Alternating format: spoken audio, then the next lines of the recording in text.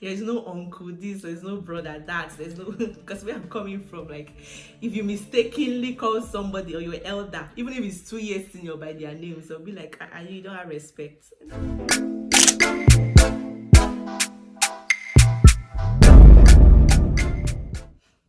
Hello beautiful people, my name is Tochi and you are welcome to my channel. In today's video, I'll be sharing with you guys things that I've learned working in the UK so far. Please do well to subscribe to this channel if you're yet to subscribe. And to my returning subscribers, I want to say thank you for your support. Thank you for constantly watching my videos. I'm really grateful. Thank you so much. Do well to drop a comment in the comment section, like this video and share. Things that I've learned so far working in the UK. The first thing is that there is dignity of labor. Okay, everyone is respected here, no matter the kind of job that you do. The respect that somebody who works in an office gets is the same respect that somebody who sweeps the streets or takes the garbage, that's the kind of respect you get to. Nobody looks down on you because of the kind of job you do. No, there is dignity of labor and everyone is respected no matter the kind of job that you do. Of course, there is a minimum wage, so nobody is underpaid below the minimum wage. Everybody's given the respect that is due to them, and that is one thing I admire so much about them. It's a good thing. No matter the kind of work that you do, nobody looks down on you. In fact, labor is not even cheap here. So if you call somebody to, do a job for you in your house, maybe fix something for you or do something that needs to be done in your house, you will pay plenty money. Childcare here is even expensive. So if you're looking for a nanny, you're looking for a carer, it's not cheap. Okay, you have to pay heavily for it. Pay the necessary amount. Of course, you can't pay anybody below the stipulated minimum wage, no matter the kind of job you want the person to do for you. You cannot pay below the stipulated minimum wage. So every job is important. That's one thing I really admire about them. It's a good thing.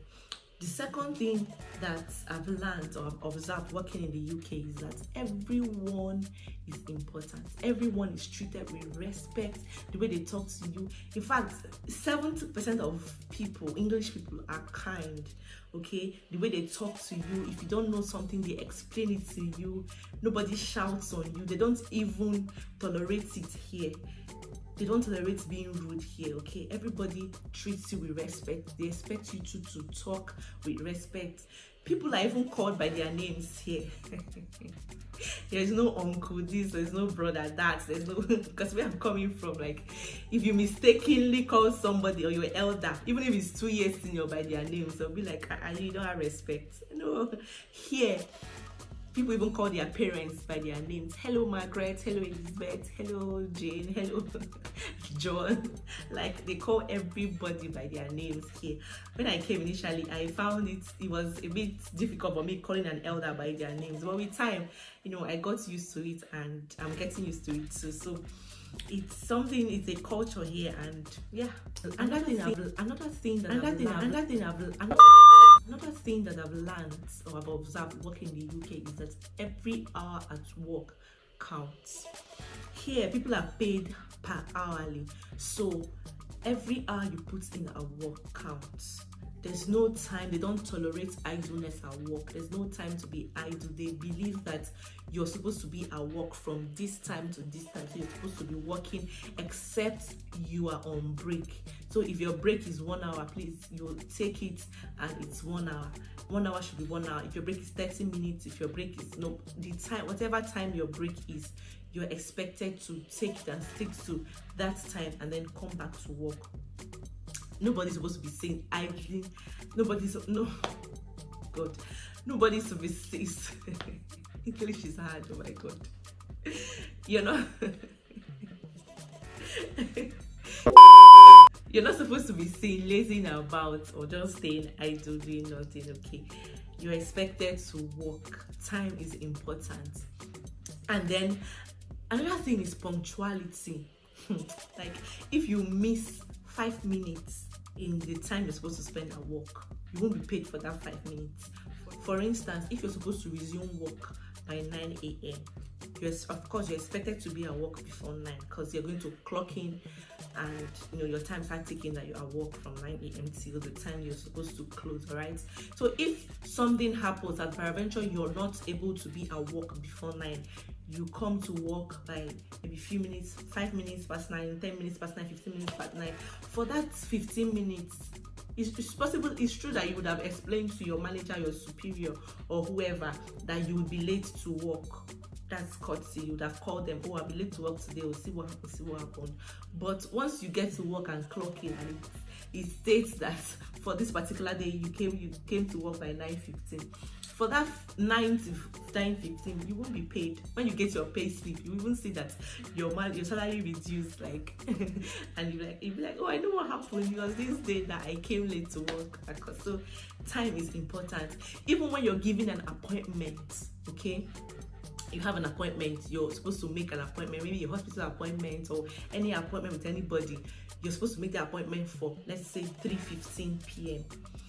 and you don't make it by 3:15, maybe you make it, you get there by 3:20, that appointment may be shifted and rescheduled for another day.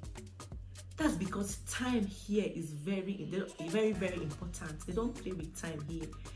Because as they're giving you that 3:15, they're giving somebody else 3:20, or they're giving somebody else 3:25. So you wouldn't want to encroach in another person's time. So once you get there and they look at the computer and they find out that you're late, and they are now taking somebody else who came for their own time, they'll reschedule for another time. So time is very important here. That's another thing I've observed. Every hour at work counts. Of course, they're paid hourly, like I said earlier. So that's even what you see when they're looking at maybe your pay. Be like, per hour we're paying you £15 per hour, we're paying you £10 per hour. So it's hourly they look at. It's not like our own where they just say they're going to pay you this per month. No, it's hourly. For every hour that you put in a job, you're paid for it. Another thing I've learned working in the UK, or another thing that I've observed working here, is that they don't usually say things like well done or sorry. That is when you see somebody walking and you just come to say, oh, well done. No, it's either you say cheers mate, or you say, are you all right, or you say hello. If there's something like well done, if people say well done to someone, you must be looking at you like, what is this one even saying?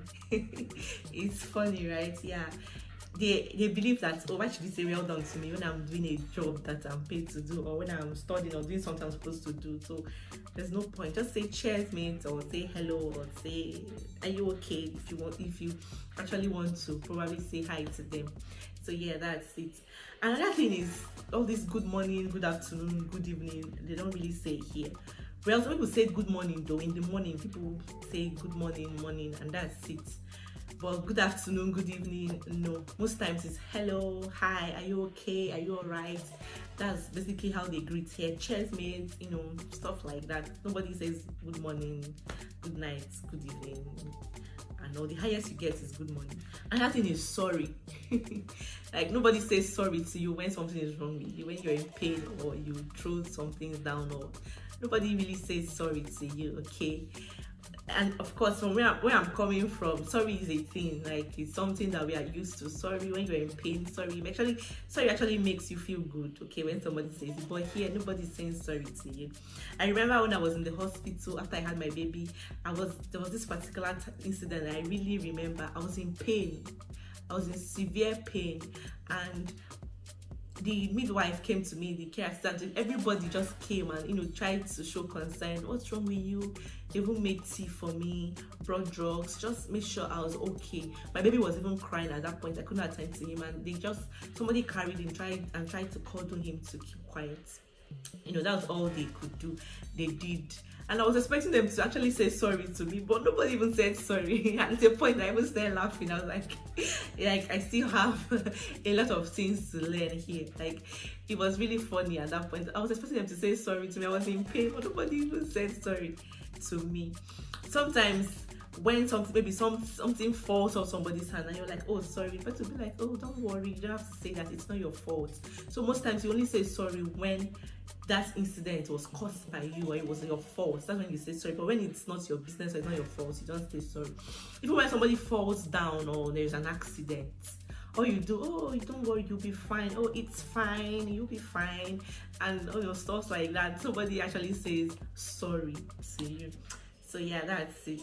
That's what I've learned and I'm learning. Another thing that I've learned working here is that tea time is very important. They don't joke with their tea time. I guess it's because of the cold weather, so they don't really play with their tea time. Okay, tea after breakfast you have tea time, after lunch you have tea time, after dinner you have tea time.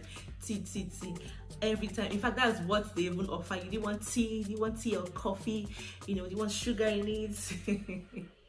Or you want hot chocolate? That's basically what they offer here. Tea. So they don't really joke with tea time here. They serve your tea with biscuits or with whatever you want, but they do not joke with tea time here. It's very important to them. I think it's a cultural thing, or I don't know the thing behind it, but they don't joke with tea time here. It's something that I've observed. Another thing I've learned working here is they encourage teamwork a lot. Teamwork is important to them here.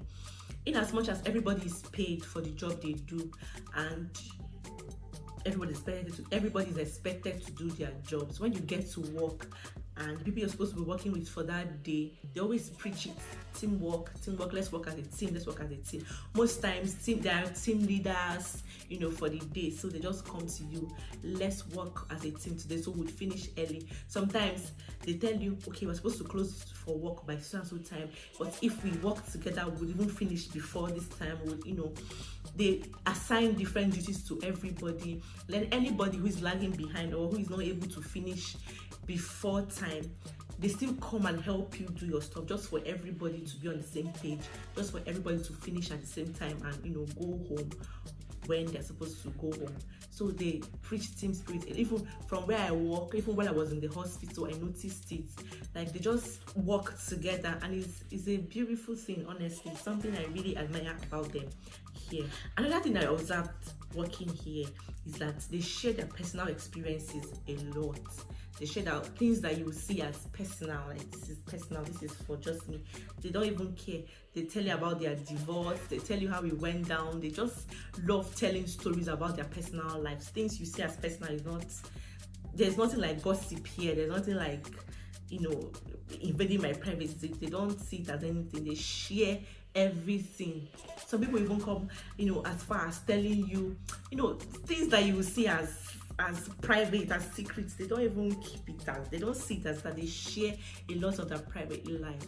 Someone comes to you, like, they tell you about the divorce, tell you about her husband, tell you what the husband does, tell you just know, my husband works here, we bought this house yesterday, we did this one. They tell you everything. Like, I don't know, they just share their personal, because they just share their personal lives a lot. There's personal things we see, maybe because of where I'm coming from, you know, the kind of, I don't know, but that's how it is. Sometimes you just want to hold back personal information, but they even ask you.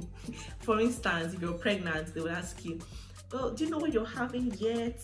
When are you due? What dates? You know, things that we hold, like things that information that we try to keep to ourselves. They just keep asking, even when you don't want to share. They just ask you, and you know, it's actually nothing to them. It's actually probably part of who they are. They share their personal lives, personal experiences a lot. So that's some of the things I've learned working here. And another thing I've observed here is that they trust people a lot. Like, they trust you to do the right thing at every point in time. If you're to park your car, if you're to pay for a parking space, nobody watches you. Like, nobody stands there to watch you and collect the fee.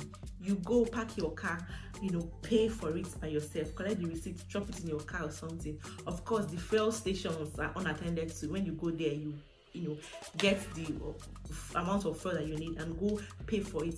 They expect you to just do the right thing. There was even this incident that I can never forget. Like, it just keeps ringing in my mind. When we first came, we went to pick some things for my daughter, and then in a charity shop. And then after we picked it, we wanted to pay with our card, and the lady there said that no, the card, their POS machine wasn't working, so that they only collect cash, and we didn't have cash, but with our card. and we're like, okay, just keep it for us, possibly we'll just go and get it, or to come back tomorrow to pick it. And she was like, no, it's fine, you can take it. Whenever you get the cash, you come and pay. I was like, really? She said, sure, I trust you, I know you won't run with my money, I trust you. I was like, oh my God, this is something that would never happen where I'm coming from. Like, they just trust you to do the right thing, and of course with that trust vested on you, you would have to do the right thing by force. So like, that's another thing I've observed here. They just trust everyone to be civil and everyone to do the right thing.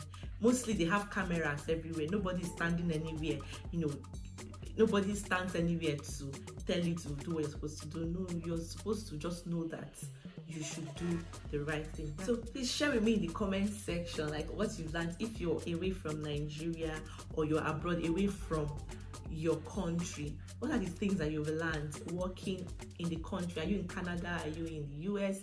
Are you in the UK? Are you in Germany? Wherever you are, please share with me in the comment section what you've learned working abroad, you know, different from where you're coming from. So yeah, that's the end of this video. I'm going to try to, you know, post this kind of videos more, probably do a video of what I don't like about the UK, or if there's something you actually want me to talk about here to share, please also drop it with me. I will try and, you know, do a video relating to that. So thank you so much for watching this video, and I'll see you in my next video. Bye.